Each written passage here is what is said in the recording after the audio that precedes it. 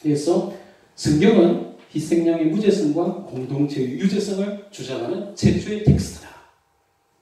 복음서는 공범의식과 죄의식을 비로소 인류에게 주는 것입니다. 그런데 신화에는 공범의식이 없어요. 신화에는 죄의식이 없어요. 뭐 염소를 죽여도 별로 죄의식을 못 느끼잖아요. 네. 여러분들 지나가는 서울대학교 대학신문에 뭐 지금 제가 서울대학교 대학 그 학술부 기자하고 인터뷰해서 대학신문에 다 나왔고요. 제가 어려운 건 제가 빼겠습니다. 사회과학 아인슈타인이라고 교부라고 그러고 아까 이야기했죠. 국제지라학회 이야기를 했고요. 복음서는 신화의 주름이다. 기독교 르네상스를 지라르가 이 밑에 사람도 바티모라는 포스트 모던 철학자예요. 동성연애자입니다. 여러분들 제가 동성애를 조금 심각하게 보는 것은 동성애가 한 개인의 문제가 아니라 일종의 성적 취향의 문제이기도 하지만 성적 유행의 문제이기도 해요. 이 많은 포스트 모던 철학자들이 자기들끼리 동성애 관계를 가지고 그럽니다. 들외에서도 자기 철학은 학문성교다 이런 이야기하고 철학자들이 그러니까 20세기 포스트 모더니즘으로 넘어오면서 도덕이 실종되어요. 칸트적인 도덕을 가르치는 그렇기 때문에 우리가 포스트 모더니즘에 대해서 조금 더 훨씬 비판 그러니까 철학 자체가 너무 향락적으로 변해버렸어. 향락주의자 헤도니스트가다 그런 이야기합니다. 그런데 이 바티모라는 학자도 지라르 때문에 다시 이제 그 기독교 전통으로 돌아오고 있어요. 그러니까 지라르가 많은 사람을 기독교로 다시 인도하고 있어요. 그게 전도자죠. 문화의 기원에 폭력이 있다라는 이야기고요. 그래서 지적, 슬라브의 지적 여러분들 SBS, CNBC 이런데 이 문화 강자 이런 분들도 이분은 기독교 전통으로 돌아온 분은 아니지만 그래도 유대 기독교 전통을 변화해야 된다고 이야기하고 있는 사람이고요. 오이디푸스 컴플렉스 아까 이야기했죠. 예. 이게 이제 오이디푸스 방인데 여러분들 하마르티아 아까 이야기했습니다. 지금 근친상간과 부친 사례는 오이디푸스의 죄악으로 봐야 돼요. 비겁적 괴란. 쉽게 말하면 근데 이게 오이디푸스 컴플렉스가 너무 유명해져 버려서 근데 이건 이제 그 폐기되어야 될 이론이에요. 프로이드 학계에서도 인정합니다. 그건 지라르가 옳게 했다고 보고 그래서 이것은 서울대학교 서양 고전학부의 이 성원 교수님이 소포크레스 오이디푸스와 프로이드 오이디푸스 지금 이제 서양 고전학 하는 사람도 오이디푸스를 희생염소로 보아야 된다는 그 지라르의 이론이 맞다고 이야기하는 거예요. 네. 서양 고전학 최근 논문을 발견돼서 제가 소개하는 겁니다. 그래서 희생염소 역할을 하고 있다. 오이디푸스가 욕망이론 알토스에서 제가 공부했는데 왜 인간의 욕망은 무한합니까? 네, 그건 이제 모방욕망 때문이다. 낭만적 거짓과 소설 진실, 모방적 욕망, 르데지어 미메티크. 이걸 그래서 지랄의 이론 EBS 아까 나온다고 그랬죠. EBS 방송에 그 다큐 프라임에 나오는 겁니다. 그러니까 여러분이 지금 학원이라고 생각하시는데 알겠죠? 한번 우리 고등학생만 따라해보죠. 모방적 욕망, 희생염소. 그렇기 때문에 EBS 수능 특강이 나올 정도로 EBS 나올 정도로 지랄이 대단한데 이 사람이 다시 기독교를 변하기 때문에 우리가 얼마나 기뻐해야 되겠어요. 근데 이런 별로 기뻐하지 않는 거예요. 예, 이렇게 있습니다. 이게 나오고 제가 이건 많이 빼겠습니다. 진중근 씨도 폭력과 상스러운 이 책도 폭력과 상스러운 지랄의 책을 패러디한 거예요. 다 잘 알고 있어요. 예. 최근에는 이제 거울 유론이 발견돼가지고 거울 유론 요즘 뇌과학 하는 사람들은 DNA 이야기하는 것처럼 미러 유론에 대해서 이야기합니다. 그러니까 자연과학에서 많이 이 거울 유론 발견자가 지라르를 실제로 만납니다. 거울 유론. 네. 제가 반응 보면서 짧게 해야 되니까요. 네. 이쪽이고 희생양 메커니즘 정확히 번역하면 희생염소 메커니즘입니다. 네. 그래서 지랄의 이론이 이제 최근에 고고학적인 발견으로 이거 터키 지방에서 발견된 이것 때문에 고고학적인 발견이 지랄의 이론을 지지해 준다는 이야기고요. 신스키 유적지와 희생제의 그래서 최초 여러분들 지라르 양의 이제 야생 동물을 인류가 키우게 된 첫째 이유는 경제적 이유라기보다는 희생지의 제물로 쓰기 위해서 하다 보니까 나중에 가축화되었다 그런 이야기예요. 그래서 최초에 이 동물에 대한 스케이프고트 희생제의가 있었다는 국과학적인 발견 이야기하고요. 야생동물의 가축화와 희생제의. 아까 이야기했죠. 희생양과 희생염소에 예수 그리스도는 세상 죄를 지고 가는 하나님의 어린 양이다. 아그누세이고 예수는 희생염소가 아니라 sacrificial lamb이다. 그렇지만 신들의 정체는 희생염소이다. 디오니소스, 오이리푸스도 모두 희생염소 역할을 하고 있다. 그리고 재밌는 것은 여러분들 여기 오페라, 여러분들 뭐 오페라가 뭐 종합 예술이고 막 고급 예술이고 막 그렇지 돈도 비싸잖아요. 뭐, 예. 근데 이 오페라도 본래 그 그리스 비극을 현대화한 게 오페라예요. 근데 그리스 비극이 굉장히 중요한데요. 현대 철학에서도 중요하고 현대 의학에서도 중요한데 왜 중요하냐면 니체가 현대 철학의 뭐 대부인데 니체의 첫 작품이 비극의 탄생이에요. 그리스 비극을 재탄생시키고자 했단 말이에요. 그래서 많은 사람들이 뭐 알쓸 신작도 보니까 아주 뭐 그리스 아테네 아크로폴리스 디오니소스 극장 막 그리스 비극 이야기하고 그러는데 그러니까 현대 오면 해결 이유로 뭐 하이데거도 그렇고 많은 사람들이 성경 유대 기독교 텍스트보다는 그리스 비극을 더 아름다운 고차원의 어떤 걸로 더 평가 질상을 했어요. 근데 제가 강조하는 것은 그리스 비극의 문자적인 의미가 뭐냐? 그리스 비극을 트라고이디아라고 해요. 흥미로운 것은 이디아라는 말은 노래고 이 트라고스라는 말은 염소예요. 그 그리스 비극의 문자적인 의미는 희생 염소의 노래예요. 왜 그리스 비극을 희생 염소의 노래야? 그러니까 그리스 비극에 등장하는 비극 그 경연을 하는 배우들이 본래는 염소 가죽을 입고 공연을 했다는 거예요. 그러니까 배우들이 하고 있는 그 역할이 그리고 옛날 디오니소스 극장 그 안에는 희생 염소를 제물로 바치는 제단이 있었고요. 그러니까 연극 배우들이 하는 게 희생 염소 역할을 대체하는 거예요. 그래서 희생 염소의 노래예요. 그리스 비극이 희생 염소의 노래라면 예수교, 기독교는 어린 양의 노래다. 그런 차이가 있어요. 네, 뭐 이걸 레비스 로스인데 제가 빼겠습니다. 네. 좀 분명히 보면서 불교도 이야기할 게 많고요. 제가 이것도 좀 빼고요. 이제 부처님 머리가 나올게 되는데 보십시다. 이것도 좀 빼겠습니다. 카타르시스 여러분들 이것도 여러분 디오니소스 이야기하는데 왜 여러분들 바카스 마시죠? 바카스가 디오니소스입니다.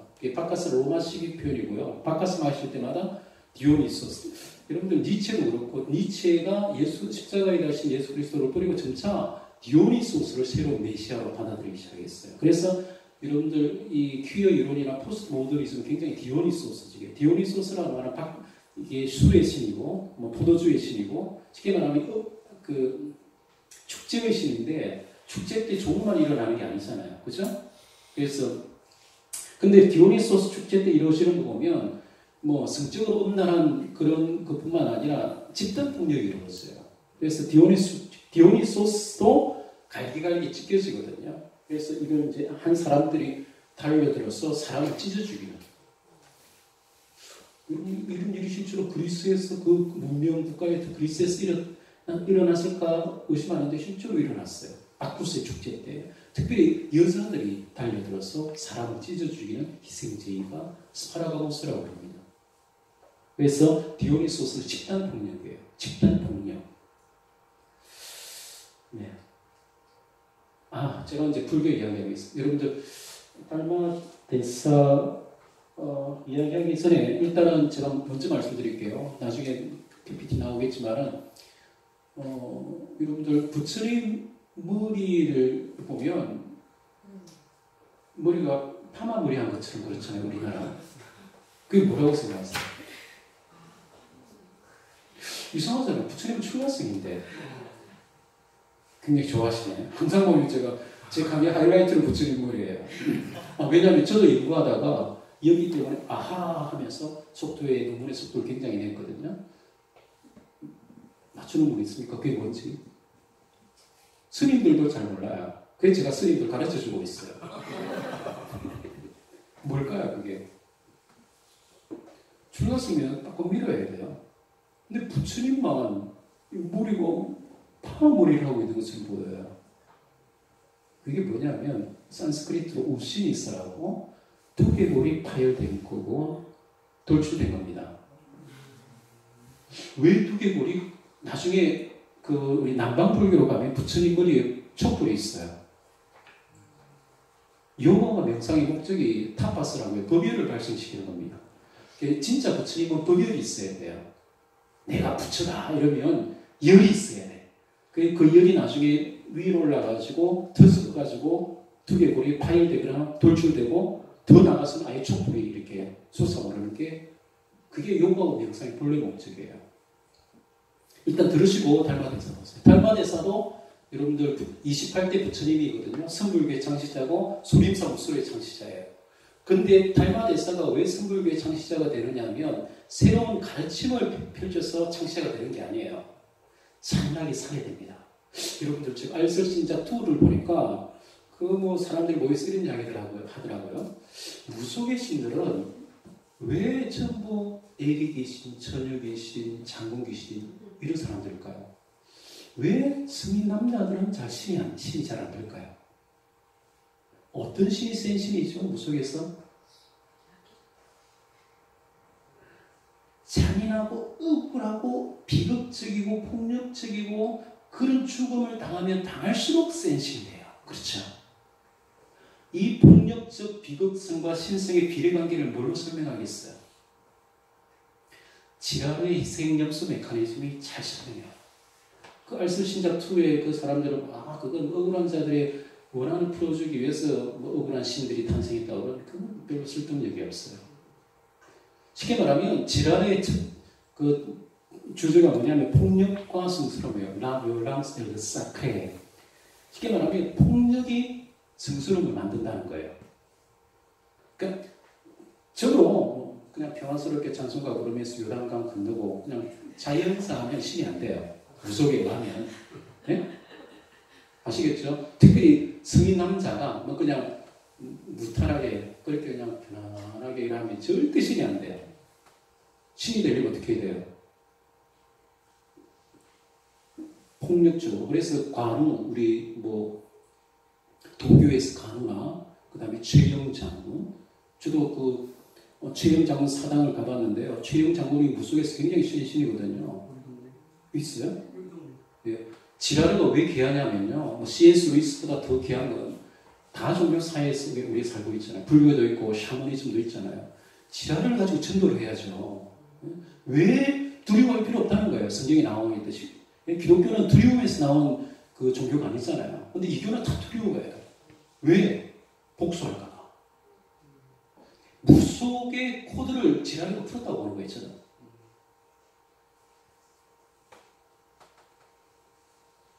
잘 안 먹혀요. 실제로 무속의 신들의 정체를 밝혀버린 거예요. 그런 메커니즘 때문에 신들이 만들어지는구나. 일본의 800만 신들도 우리 지라르 학파중 일본을 연구한 학자가 이렇게 요약했어요. 트래직 빅팀 워십이다. 쉽게 말하면 비극적으로 희생당한 사람을 숭배하는 종교예요. 그래서 일본의 많은 신들은 다 우리 무속의 신들처럼 특별히 장군들 이렇게 참수형 당하거나 만두 여러분 드시죠? 이 만두도 본래 만두 기만할 적에 기만하다 할 적에 만이고 사람 부자예요. 머리 부자. 그것도 인간 재서와 연관이 있어요. 제갈량이 옛날에 그 배를 타고 올 적에 파도같이 오르니까 사람은 재물을 바쳤는데 나중에 그걸 조금 원시적이니까 사람 머리로 이렇게 해서 만들어서 나왔다는 거예요. 제가 지라를 강의하니까 학생들이 그걸 자기 주도적으로 학습해가지고 저한테 제보를 하더라고요. 학위를 보니까 맞아요. 본래는 그 만두 속살을 사람 고기로 채웠다는 그런 이야기도 하는데 그건 좀 검증해봐야 되겠고. 여하튼 무속의 많은 신들의 정체도 그래서 우리가 무당들을 전도하거나 그 할지에도 지라르의 이런 게 굉장히 문화인력적으로 좋은 인사이트를 제공한다고 보는 거예요. 이해되시죠? 안 그렇습니까? 그래서 무속의 신들의 이미지는 뭐예요? 으시시합니다. 신이 스타잖아요. 왜 신이 스타냐? 그 폭력이 일사그레를 만들어냈기 때문이에요. 그래서 지라르가 레비나스처럼 이 사케르하고 라틴어로 상투스를 구분합니다. 이교의 신들은 사케르예요. 성스러워요. 폭력적으로 성스러워요.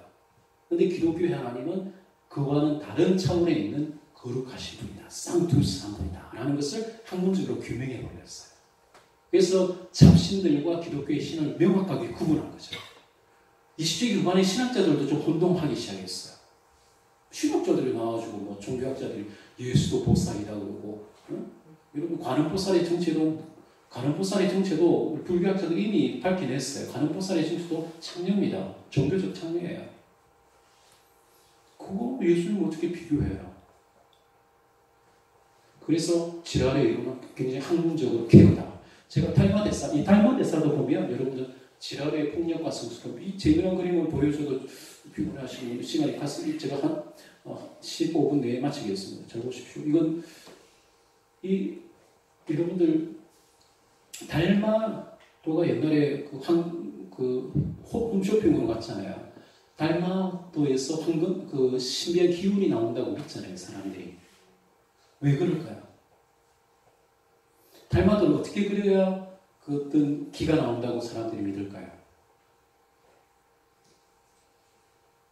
달마도를 너무 우리 기독교적인 성자의 이미지로 그리면 절대 안 돼요. 여러분들 제가 이 달마대사 그림을 지도교수한테 보여줬더니 지도교수 그런 이야기를 하더라고요. 그 사람들 처음 봤어요. 우리는 맨날 뭐 보지만은 지도교수 나치 시대 유대인을 그렇게 그렸다는 거예요. 우리는 너무 식상에 익숙해져 버려서 그러지만 외국 사람 분명히 이해하시겠죠? 빅티미제이션. 본래 일본에 가면 다루마라는 인형이 있어요. 다루마. 이게 달마입니다. 달마됐어요. 여러분 오뚜기가 어디에서 나오냐면 이 다루마 인형에서 나왔어요. 오뚜기. 7번 넘어져 8번째 일어난다. 달마데스가 7번 독살을 피했는데 8번째 그냥 마셔서 죽었어요. 항상 불교에는 독살의 모티브가 있어요. 근데 왜 이게 행운을 가져다 준다고 해서 집집마다 골목마다 또 길목마다 많이 세워져 있어요. 일본 여행 가보면. 근데 이게 붉은색이에요. 왜 붉을까요? 달마데스를 레드 팍스라고 합니다. 불교에서. 붉은 여우예요. 쉽게 말하면 구미호 이런 이야기하고 이해하시겠습니까? 잔인하게 살해한 다음에 신성화되는 거예요. 근데 이게 부처님이에요. 그래서 이미 달마데사를 연구하는 선물교학자들이 지라르를 언급하면서 희생염소, 희생양 이야기를 합니다. 달마데사는. 근데 불자들은 이걸 몰라요. 쉽게 말하면 지라르가 이 희생양 메커니즘 안에 있으면 인지를 못해요. 인지불능 상태에 무지에 빠져 있어서 모른다는 거예요. 이 인지불능을 십자가가 깨버린다는 거예요. 그래서 심청이는 불가의 사직도 보살이에요. 근데 우리는 심청이를 어떻게 보죠? 아무리 효가 중요하지만 그래도 그건 휴먼 세크리파이스잖아. 이렇게 몰라요. 휴먼 세크리파이스. 인간 제사잖아요. 인간 제물로. 보살로 봅니까? 여신으로 봅니까? 심청이는 인식의 차이가 크다 이 말이에요. 더 나아가서 2003년 독일 종교학계에서는 우리 분신공양, 소신공양 있잖아요. 불교에서는 자기 몸을 태워서 분신공양, 소신공양을 불가에서는 성불로 봅니다. 부처님이 되는 과정으로 봐요. 근데 이미 이제 독일 종교학자들이 그건 인간 제사다 이렇게 보는 거예요. 빨리 맞춰야 되겠네. 자, 그래서 우리 기독교 신성과 그룹은 다르다 이렇게 보는 거예요. 이건 이제 우리 샤머니즘이나 불교 있는 아까 트레이스비티 모십에 이야기했고요. 네, 그리스 비극 희생양, 염소의 노래와 양의 노래 이야기했죠. 그리스 비극과 성서 이야기했고, 희생 염소와 어린 양의 연속성과 불연속성 이야기했고, 그렇죠. 신들의 정체는 희생 염소다 이야기했고요. 어린 양 예세계는 죄가 없다, 하마라티아가 없다. 아까 이야기했고요. 죄 없으신 예수와 성범죄자 신들. 그게 신들은 알고 보면 다 범죄자예요. 다 그리스도 의사돼요. 나쁜 놈이에요. 남신들은. 여신은 나쁜 년이에요. 다 그래. 모델이 아니라 안티 모델이에요. 신이 모델이 되지 못하니까 그 종교는 윤리의식이 없는 거예요. 기독교의 영성이 가장 중요한 게 예수 그리스도는 우리에게 안티 모델이 아니라 모델이에요. 그래서 이미타치오 크리스도의 영성이 있는 겁니다. 저도 지라르를 공부하기 전에 이런 차이를 잘 명확하게 잘 몰랐어요. 명확해졌다 이 말이에요. 네, 붓다의 하마르티아 파괴 트랜스그레션 아까 이야기했죠. 네, 폭력 저 부처 인물이 이제 나오니까 이 생명 네 이제 파르마코스 여러분들 뭐 약이라는 예수는 십자가에 유압했고요. 십자가사 이건 넘어가겠습니다. 생명 인지불능 아까 이야기했죠. 인지불능 이 생명의 마스코트라는 말도 더 중요한 건 이제 왜 우리 기독교 예수가 또 하나의 신화적 인물이라면 분명히 사리를 숭배를 해야 돼요.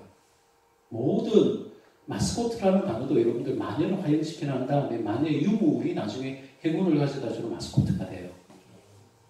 저거들이 죄로 희생염수로 몰아서 살해한 다음에 숭배하고 그게 너무 귀한 존재가 되기 때문에 그 시체까지도 어떤 행운을 가져다 주는 부적이나 사리가 돼요.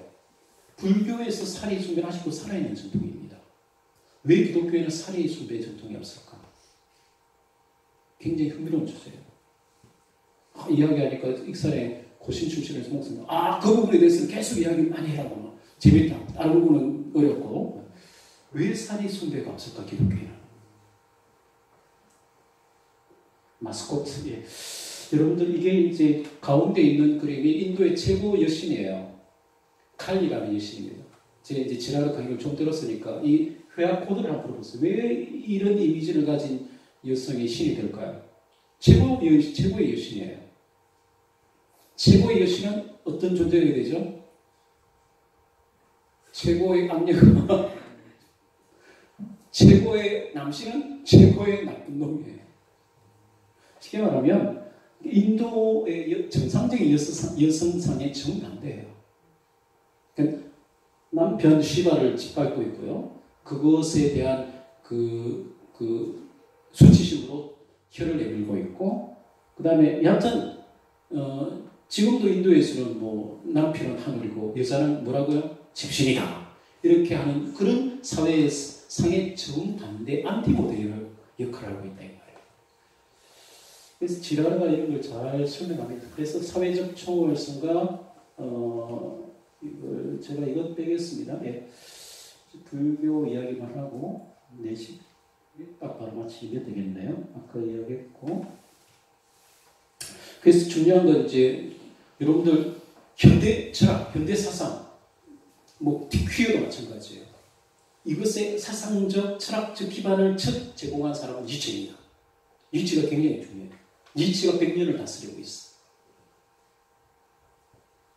지라르가 이 니체 100년의 철학 지도산을 다시 기독교 전통으로 업사이드 다운시키고 있기 때문에 우리 요즘 웬만한 기독 지성인들, 뭐 많은 의사들, 기독 법률가에서 지라르에 대해서 많이 공부하고 있는 거예요. 뭐 제 책은 여러분들 초등학에 가면 기독 법률가회가 있습니다. 이미 읽고 있고요. 예, 많은 지식인들이 지라르 니체 철학에 접목한 걸로 그렇게 이야기를 합니다. 뭐 하이데거 이야기하는데 여러분들 니체가 나를 망쳤다고 마치 하이데거가 마치 이야기하면 나치였죠. 이건 제가 빼겠습니다. 블랙 노트 이것도 빼고 여러분들 그 포스트 모더니즘의 최선봉에 있는 대학이 아마 우리나라에서 뭐 주로 홍대일 거예요. 미대생들이 가장 이제 포스트 모더니즘 초현실주의 이야기하고 야수파 이야기하고 우리 음대생들은 교회적인 전통에 항상 조금 가까이 있죠. 우리 미대생들이 조금 생활 방식이 굉장히 포스트 모더니즘이에요. 네? 근데 쉽게 말하면 이 미래 홍대생들한테는 지라르가 특별히 크리스찬들에게 굉장히 큰 힘을 주고 있어요. 그래서 이제 미래생들이 지라르 때문에 다시 기독교로 돌아왔다고 5, 6년 전에 어떤 그 화가가 저한테 이메일을 주고 2시간 여하튼 포스트 모더니즘에 시달렸던 많은 그 지식인들한테 지라르가 새로운 어떤 그 인사이트를 주고 있다는 거예요. 네, 아까 이거죠. 예, 부처님. 이건 이제 제 붓다와 희생양을 읽고 실제로 우리인가요? 그 남방불교 어디 태국인가 가서 찍어온 사진. 부처님 머리 위에 촛불. 부처님 머리 위에 촛불. 이거죠. 부처님 머리 위에 촛불. 타파스라. 이건 이제 스리랑카. 예? 이걸 어떻게 이해를 해야 되겠어? 촛불 보이죠? 예. 이건 이제 여러분들 제 책은 동아일보나 뭐 매겨 이코노미, 경향신문에 다 주류 언론에서 다 보도된 겁니다. 쉽게 말하면 힌두교에서 가장 중요한 게 불제사인데 불교로 넘어오면서 이게 불제사가 내변화됩니다. 예. 그래서 내적인 불제사로서의 불교 명상이고요. 불교 명상은 이제 멘탈 세크리파이스입니다. 뭐 그런 차원이 있고요.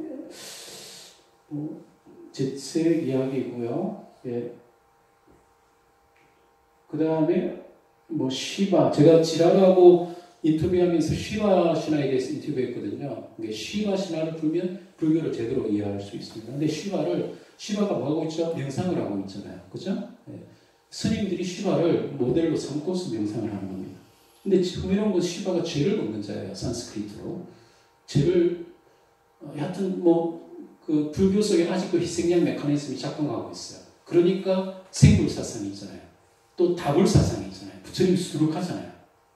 근데 뭐 예수님하고 쉽게 비교했던 그런 시도들이 있었는데 그건 이제 근거가 없다고 보는 거죠. 아까 예쁘다는 베드리생 염소가라는 최초의 주장이고요. 예. 그 다음에 제가 뭐 이렇게 교회에서 이야기했죠. 이미 뭐 우리 종교 다원주의자들하고 다 이야기를 했어요. 정영균 교수 제 페이스북 친구고 다 종교 다원주의자들도 불교 측에서 제 연구를 다 알고 있어요. 근데 뭐 반박을 하려면 이제 반박을 해야 되겠죠. 네. 크리미널 씬이고요. 네. 이 요가 하는 사람, 요기들 인도에 이런 사람들이 우리 불교에도 보면 전생에 죄를 지어서 지상에서 수행을 통해서 그 죄업을 갚는다, 씻는다 그런 그 의미가 굉장히 강해요. 불교에는. 그래서 이건 인도학의 그 책인데요. 인도의 신들은 다 한마디로 하면 크리미널 가드예요. 신들이 다 범죄자예요. 왜 그럴까요? 근데 예수님을 성경은 절대 범죄자라고 이야기하지 않습니다. 그게 굉장히 텍스트 내적인 관점에만 봐도 굉장히 독특하다 이 말이에요. 이건 제가 빼겠습니다. 이분도 벌 받고 있어요.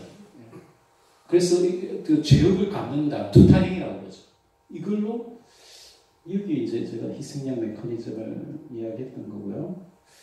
뭐 짧은 시간 안에 다 이야기하려니까 이것도 좀 빼고 그림만 보세요. 중요한 것만. 이거죠. 부처님 수두룩하잖아요. 그죠? 예. 일단은 단수와 복수의 차이 있습니다. 그 예수님을 부처님하고 비교하는 그 시도 자체가 불교는 엄밀하게 정통교리상 생불사상이 있고 다불사상이 있어요. 그죠? 살아있는 부처, 그 다음에 다불. 근데 예수님하고 비교하는 것은 옳지 않다. 그 다음에 이게 이제 보살 예수예요. 예수도 보살이었다. 이 관음보살인데, 이 관음보살이 남자도 아니고 여자도 아니에요. 이게 성적으로 정체성이 이중적인데, 그래서 태국 같은데 불교 문화, 오케이. 인도에서 가장 중요한 불제사가 나중에 불교로 넘어오면 내변화됩니다. 그게 이제 요가와 명상이에요. 요가와 명상, 스포츠로 또 피트니스를 위해서 하시는 건 그 정도는 괜찮은데 더 깊이 가면 사실은 성적인 것과 그런 차원이 있어요. 엘리아데 아까 이 촛불 이야기했죠. 예. 불교 이런 것도 있어요. 항상 여러분들 연꽃도 원래 여성의 성기를 상징해요. 예. 불교로 깊이 가면 성적인 것과 연관이 됩니다. 이건 참 교회에서 보여드리기 그렇지만은 종교를 잘 선택하셔야 돼요. 그러니까 그래서 항상 보면 그게 스님들 개인의 일탈이라면 굳이 우리가 비난할 필요 없어요. 근데 그게 교리 내부고 본래 가르침이 그렇다 그러면 얼마든지 학문적으로 논의하고 비판할 만하단 말이에요. 우리나라 부처님은 그나마 유교 하도 비판하니까 앞에 여자가 떨어져 나갔어요. 근데 티베트 불교가 앞에 여자가 달려 있어요. 예. 쉽게 말해 가나안 종교하고 비슷하다 보시면 돼요. 탄트라가 그렇잖아요. 밀교. 옛날에 한때 그런 그게 있었어요. 교회 가니까 시끄럽고 불교 얼마나 고급진 종교야. 내적인 자아 이러면서 지식인들이 불교가 템플스테이야. 지금은 좀 분위기가 많이 달라지고 있어요. 불교를 조금 더 깊게 보자 이 말이에요. 그래서 뭐 총무원자 불교 스님들이 맨날 뭐 그 밤에 뭐 이렇게 뭐 어디 뭐죠 뭐 술집에 드나들고 그건 오래된 이야기예요. 원효로부터. 그게 단순한 개인 일탈이라면 뭐 굳이 아이고 뭐 이해하자 이렇게 하겠지만 그게 교리 내부의 문제라면 또 다른 문제죠. 예, 이것도 수득사 이야기예요.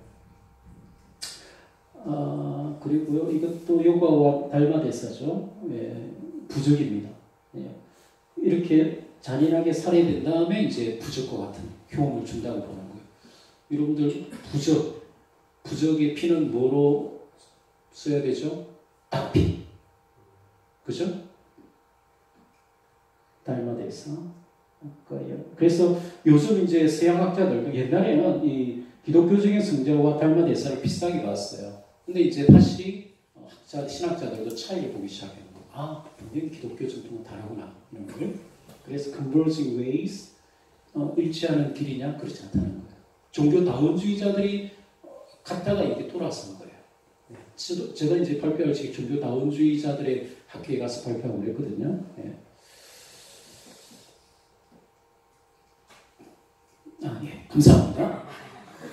그 이상하면은 힘들 것 같아서 4시니까 이 정도 마치겠습니다. 감사합니다.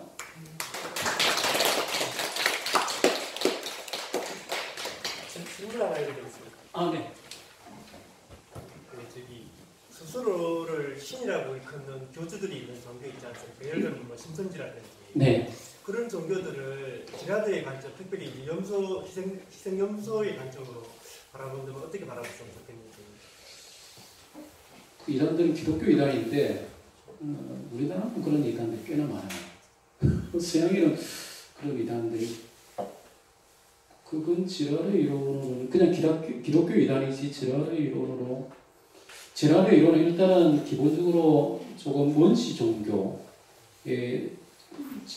주로 그 방점이 있고 현대는 이제 희생양 메커니즘이 굉장히 다양한 방식으로 작동하고 있기 때문에 정확하게 지랄의 이론을 일치시켜서 이야기는 조금 힘든 것 같아요.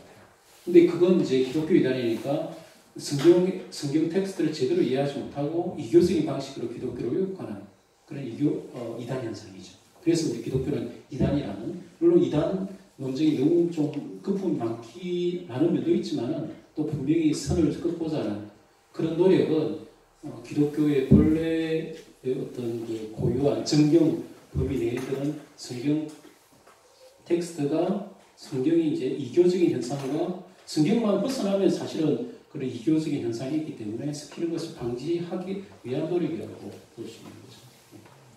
네. 네, 아까 지라르가 공부했던 부분에 대해서 네. 신학도 했었고, 신학라는 거예요. 다른 책도 했는데 맨 마지막에 성경을 갖다는데 혹시 그런 순서가 어떤 계기가 있습니까? 그러니까 지라르의 기독교 변증론은 반틸처럼 전제주의적이잖아요. 전제를 가지고 그런 건 아니기 때문에 더 설득력이 있고, 처음에 그 사람은 문학 강의를 합니다. 미국으로 건너가서. 문학, 본래는 역사학 고문사학이고 역사학 전공인데 문학 강의를 하면서 모방적 욕망을 발견하고 그것으로 상도 받고 그러다가 이제 문학으로만 먹고 살 수 있는 사람이에요. 학술상도 받고.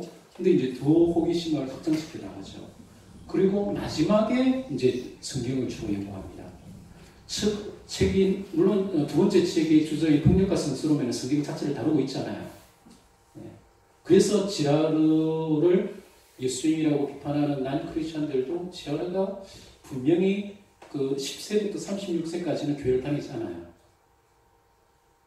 지라르가 자신의 연구 결과로 기독교로 돌아온 건 인정합니다. 그리고 그 연구해낸 그 신들의 비밀, 신들의 정체라든지 신화의 정체라든지 이건 굉장히 흥미로운 거예요. 제가 이야기하는 것도 뭐 양과 염소의 차이, 여러분들 설득을 당할 설득되잖아요. 차이가 있잖아요, 분명히.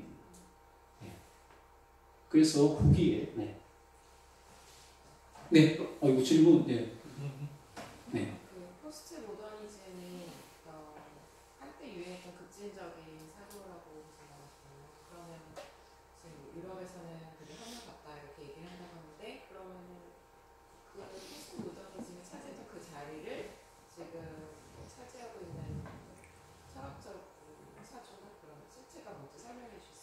포스트 모더니즘 이후에 지금 유럽은 뭐가 여러분들 뭐 요즘 주류 철학자들, 유럽 철학자들 뭐 지제 슬라브의 지제 뭐 우리 한국에서 좀 알려졌으니까 지제이나 이런 사람들도 다 뭐 낙강했던 사람, 회개했던 사람인데 다 유대 기독교의 가치를 펴야 된다고 이야기하는 거고, 그 다음에 뭐 알랑 바디유, 아감벤 이런 사람들도 다 니체주의를 극복한 사람들이에요.